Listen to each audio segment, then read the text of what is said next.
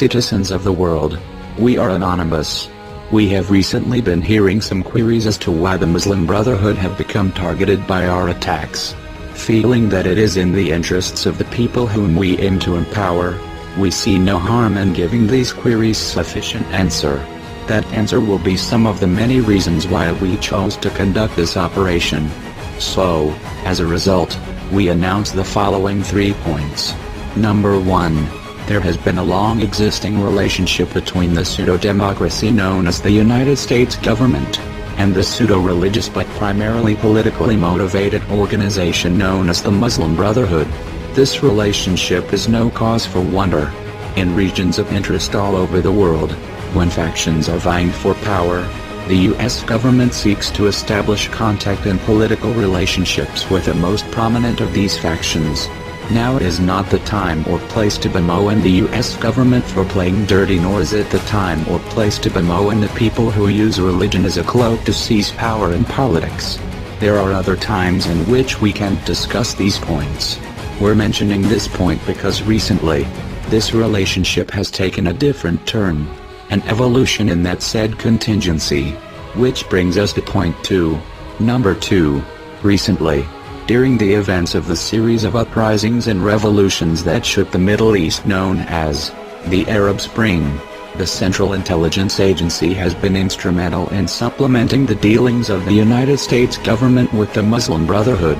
Let it be noted that the Muslim Brotherhood, while active in many countries around the world, has great prominence in several Middle Eastern countries. The CIA is expanding upon the existing relationship with the Muslim Brotherhood in order to recapture what influence they had in many of the countries which had these uprisings, in order to resubjugate the free peoples of these countries who rose up in defiance precisely to oppose imperialist oppression in their countries. Their struggle is legitimate, and we cannot allow them to stand alone and have their revolutions robbed under the cloaks of pseudo-religiosity, pseudo-democracy, or any other abomination. Number 3. Of all the countries that the CIA Muslim Brotherhood alliance have begun to strike at, we notice this attack in Syria the most. We will not let the control of a revolution started by the people of Syria against a tyrannical ruler, who has his forces killing hundreds of people on a weekly basis, go to an elitist and pseudo-religious political organization who in turn will resubjugate the free peoples of this country to be used as another tool for the corrupted leaders of the United States. The United States government is too involved with foreign policy. It must focus on the citizens of America before its people are fed up, and rise against it in unison. Let it be noted that the CIA Muslim Brotherhood alliance is contrary to the Muslim Brotherhood's official policy of anti-Americanism. They will stop at nothing to gain control, even if it means the sacrifice of their morals and beliefs.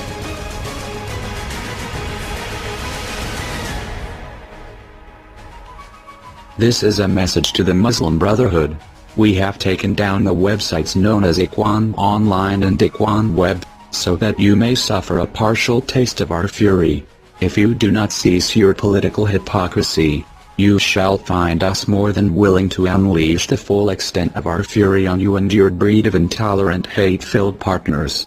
You may deceive the people in thinking that we're evil. You may deceive the people in thinking that we're satanic. You may spread your lies and your deceit. But we have complete faith in the people of the world, that they will know the truth, that it is you who is evil. It is you who is corrupt.